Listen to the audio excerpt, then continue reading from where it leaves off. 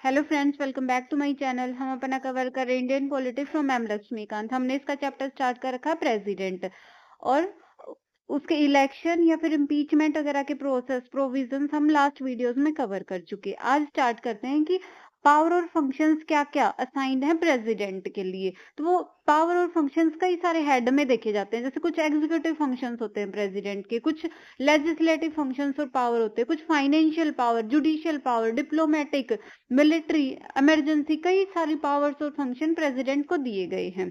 तो प्रेसिडेंट क्या है, सबसे पहले देखेंगे हम एग्जीक्यूटिव फंक्शंस और पावर प्रेसिडेंट के लिए क्या क्या है।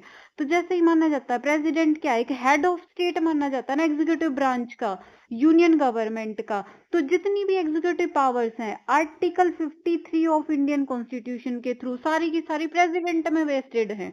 तो फिर एक एक करके देखते हैं कि मेन मेन क्या क्या पावर्स हैं। जितने भी एग्जीक्यूटिव एक्शंस लिए जाते हैं वो फॉर्मली प्रेसिडेंट के नाम पे लिए जाते हैं। और किसी भी ऑर्डर को, एग्जीक्यूटिव ऑर्डर को बनाना हो या फिर एग्जीक्यूट करना हो, तो वो किस तरीके से वो ऑथेंटिकेट करा जाएगा, ये रूल भी डिसाइड कौन करेगा, प्रेसिडेंट करेगा। और जितने भी ट्रांजैक्शन ऑफ गवर्नमेंट बिजनेसेस है ना, मतलब किस मिनिस्टर के पास कौन सा पोर्टफोलियो होगा, तो ये इस तरीके की चीजें भी प्रेसिडेंट ही रूल बनाता है कि किस तरीके से ट्रांजैक्शन ऑफ गवर्नमेंट बिजनेसेस होएगा।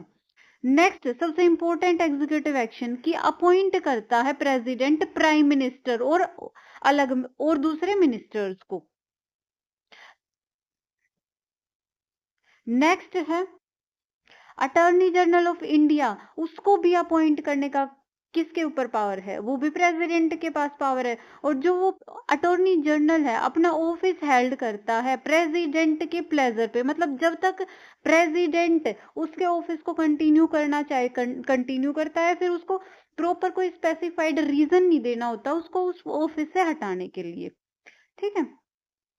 और कई सारे इंपॉर्टेंट ऑफिसेज पे भी अपॉइंटमेंट कौन करता है, प्रेसिडेंट, जैसे कि कैग, चीफ इलेक्शन कमिश्नर्स, और बाकी के अदर इलेक्शन कमिश्नर्स, और यूपीएससी के मेंबर्स को, चेयरमैन को, स्टेट के गवर्नर्स, ये काफी सारी इंपॉर्टेंट एक एग्जीक्यूटिव ब्रांच के ऑफिसर्स हैं, मतलब एक कॉन्स्टिट्यूशनल पोजीशन होल्ड करते हैं कई सारे। तो इन सब का, और जैसे chairman and member of finance commission, इन सब को अपॉइंट कौन करता है, इन सब को भी अगेन प्रेसिडेंट की एग्जीक्यूटिव पावर है कि इन सब को अपॉइंट करता है।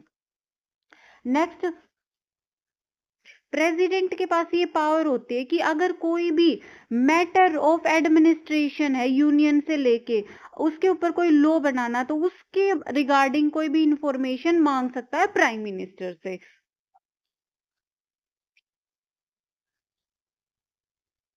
नेक्स्ट है कि जो बैकवर्ड क्लासेस के लिए कोई कमीशन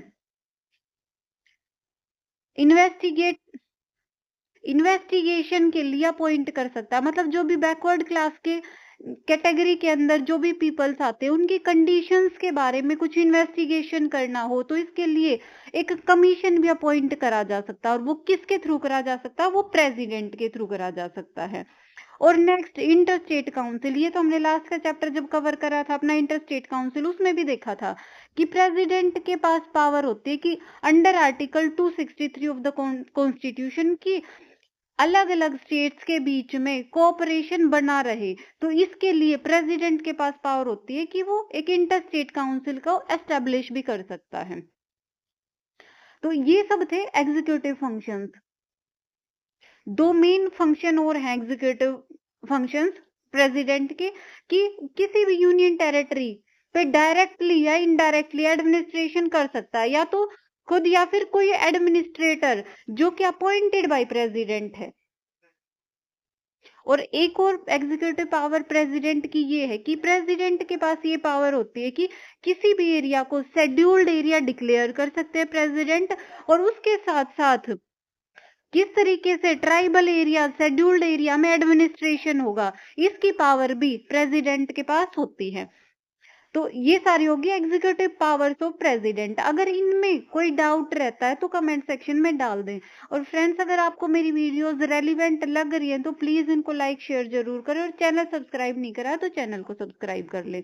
तो अपनी एक लास्ट की और आज की वीडियो में कर ही लेते हैं अपना legislative powers and function of president क्या क्या होते हैं।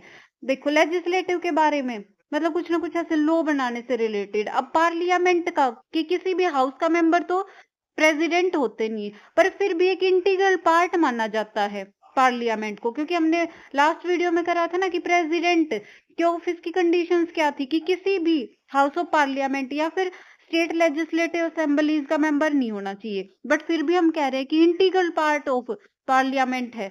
तो वो इसलिए है क्योंकि मान लो कोई भी बिल है पार्लियामेंट के दोनों हाउसेज में पास होएगा पहले तो, बट वो बिल एक्ट के अंदर कब कन्वर्ट होता है, वो कन्वर्ट होता है जब उसमें प्रेसिडेंट के साइन हो जाते हैं, तो वो बिल एक्ट के अंदर कन्वर्ट होता है। तो इसलिए एक इंटीग्रल पार्ट ऑफ पार्लियामेंट का मान लिया जाता है प्रेसिडेंट को। तो वन बाय वन इसके फंक्शंस देखते हैं कि क्या क्या प्रेसिडेंट के लेजिस्लेटिव फंक्शंस हैं। सबसे पहला फंक्शन है कि प्रेसिडेंट के पास पावर होती है कि पार्लियामेंट के सेशंस को सम्मन प्रोरोग कर सकता है। सम्मन का मतलब कि उनकी सीटिंग को बुला सकता है। प्रोरोग मतलब अगर उनके सेशन के अंदर जो भी उनके लेजिस्लेटिव वर्क थे अगर वो सारे कंप्लीट हो गए तो उस पर्टिकुलर पार्लियामेंट के सेशन को मतलब जो उनकी सीटिंग्स थी उनको खत्म कर सकता है। अलग अलग सेशंस होते हैं ना पार्लियामेंट के, तो उस एक सेशन को खत्म कर सकता है। उस प्रोसीजर को बोलते हैं हम प्रोरोग करना। और प्रेसिडेंट के पास ये पावर भी हो सकती है कि लोकसभा को डिसॉल्व भी कर सकता है। अब लोकसभा को डिसॉल्व करने का मतलब कि पूरी की पूरी लोकसभा का 5 ईयर का टर्म कंप्लीट हुए बिना भी उसको पूरी की पूरी को डिसॉल्व कर दिया, मतलब हटा दिया, तो उसके बाद नए इलेक्शंस होके नई लोकसभा इलेक्ट होगी। तो ये पावर भी प्रेसिडेंट के पास होती है। नेक्स्ट लेजिस्लेटिव पावर है प्रेसिडेंट की कि हर साल जो भी फर्स्ट सेशन होता है हर साल, और जो भी सेशन फर्स्ट सेशन होता है, अलग अलग सेशन होते हैं ना पार्लियामेंट में, तो उन सब में एक तो फर्स्ट सेशन में और दूसरा हर एक साल के शुरुआत में प्रेसिडेंट पार्लियामेंट को एड्रेस करता है। नेक्स्ट इंपॉर्टेंट लेजिस्लेटिव फंक्शन है पार्लियामेंट का कि अगर मान लो कोई बिल पेंडिंग में किसी भी हाउस में पेंडिंग में है कोई बिल, तो उसके रिगार्डिंग मैसेज सेंड कर सकता पार्लियामेंट में प्रेसिडेंट। नेक्स्ट पावर है प्रिसाइडिंग ऑफिसर्स के रिगार्डिंग में। वैसे तो अपने को पता है कि लोकसभा में अपना स्पीकर होता है, सारी मीटिंग सारे सेशंस को प्रिसाइड करता है, और राज्यसभा में चेयरमैन होता है। बट अगर ऐसी सिचुएशन है कि स्पीकर या फिर डेप्यूटी स्पीकर दोनों ही नहीं है ऑफिस में, तो उस कंडीशन में प्रेसिडेंट के पास ये पावर होती है किसी और हाउस के मेंबर को प्रिसाइडिंग ऑफिसर की तरह उधर नॉमिनेट करे। लोकसभा में भी और राज्यसभा में अगर चेयरमैन और डेप्यूटी चेयरमैन का ऑफिस अगर वेकेंट है तो किसी और राज्यसभा के मेंबर को प्रिसाइडिंग ऑफिसर्स की तरह रख सकता है प्रेसिडेंट। नेक्स्ट है कि राज्यसभा के कोई भी 12 मेंबर को अपॉइंट कर सकता है, नॉमिनेट कर सकता है डायरेक्टली प्रेसिडेंट। वो कुछ स्पेशल नॉलेज के बेस पे या फिर कुछ एक्सपीरियंस हो लिटरेचर के अंदर, साइंस, आर्ट और सोशल सर्विसेज के बेस पे, तो इन कुछ क्राइटेरिया के बेस पे 12 मेंबर को नॉमिनेट कर सकता है प्रेसिडेंट। और नेक्स्ट पावर है कि अगर disqualification of member of parliament के ऊपर कोई इशू चल रहा हो तो उस पे डिसीजन दे सकता है प्रेसिडेंट, बट इलेक्शन कमीशन की कंसल्टेशन के साथ। और कुछ टाइप ऑफ बिल ऐसे होते हैं जहां पे वो अगर पार्लियामेंट में पेश हो रहे हैं, इनिशिएट हो रहे हैं, तो वहां पे प्रेसिडेंट की प्रायर रिकमेंडेशन जरूरी होती है। कुछ इस तरीके के बिल जैसे कि मनी बिल, कोई कंसोलिडेटेड फंड ऑफ इंडिया में से एक्सपेंडिचर करने के लिए कोई बिल पास हो रहा हो, या फिर कोई नया स्टेट बनाने के लिए बिल, या फिर किसी एग्जिस्टिंग स्टेट की बाउंड्रीज को अल्टर करने के लिए कोई बिल है, तो इस तरीके के बिल्स के लिए प्रेसिडेंट की रिकमेंडेशन, प्रायर रिकमेंडेशन चाहिए होती है कि वो पहले पार्लियामेंट में पास हो, इससे पहले प्रेसिडेंट की रिकमेंडेशन चाहिए होती है। और ये तो इंपॉर्टेंट पावर इसीलिए जो हमने शुरू में ही डिस्कस करी थी, कोई भी बिल जो पार्लियामेंट में तो पास हो गया दोनों हाउस में, बट वो एक्ट तब बनेगा जब प्रेसिडेंट उस पर साइन कर दे। तो फिर ये प्रेसिडेंट की पावर है कि किसी भी बिल जो पार्लियामेंट ने पास कर दिया, प्रेसिडेंट उस पर अपनी असेंट भी दे सकते हैं, मतलब और उसको विड्रॉ भी कर सकते हैं। मतलब उस बिल को अगर उसने विड्रॉ कर दिया अपनी असेंट उससे, तो वो बिल उसी टाइम पे उधर खत्म हो जाएगा। और या फिर एक पावर भी होती है कि रिकंसिडरेशन के लिए दोबारा भेज दे पार्लियामेंट में उस बिल को। बट एक कंडीशन डाल देगी, अगर पार्लियामेंट रिकंसिडरेशन के बाद भी उस बिल को दोबारा से भेज देती है प्रेसिडेंट के पास, तो प्रेसिडेंट के ऊपर ये बाइंडेशन होती है, ओब्लिगेशन होता है कि तब उसको प्रेसिडेंट को अपनी असेंट उस बिल के लिए देनी पड़ेगी। नेक्स्ट पावर है गवर्नमेंट, स्टेट गवर्नमेंट के बिल्स के लिए, कि कुछ बिल ऐसे होते हैं जो गवर्नर रिजर्व कर देता है प्रेसिडेंट की असेंट के लिए, तो उसके रिगार्डिंग में भी कुछ ऐसी पावर है। ये पावर तो है ही कि असेंट दे भी सकता है, अपनी असेंट को विड्रॉ भी कर सकता है, रिकंसिडरेशन के लिए भी भेज सकता है। तो ये सब पावर्स स्टेट लेजिस्लेचर के बिल्स के रिगार्डिंग में प्रेसिडेंट के पास होती है।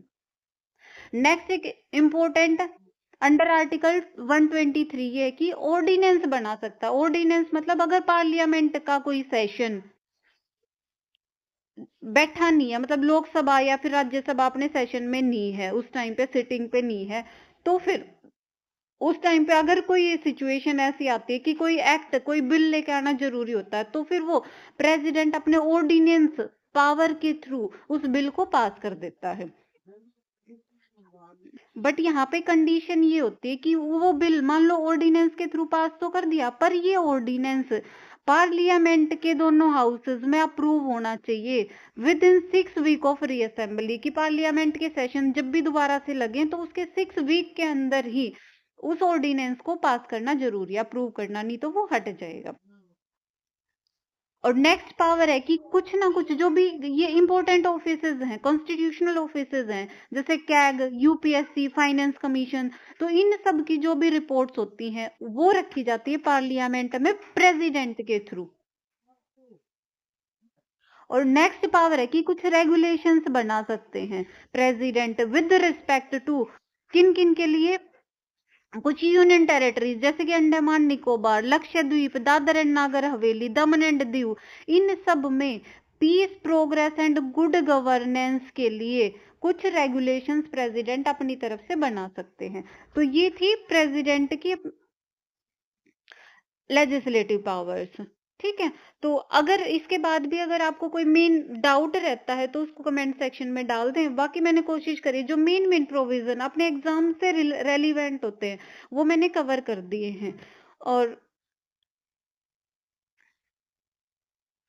आपको वीडियोस रेलिवेंट लगे तो इनको लाइक शेयर करना ना भूलें, और चैनल सब्सक्राइब नहीं करा है तो चैनल को सब्सक्राइब कर ले।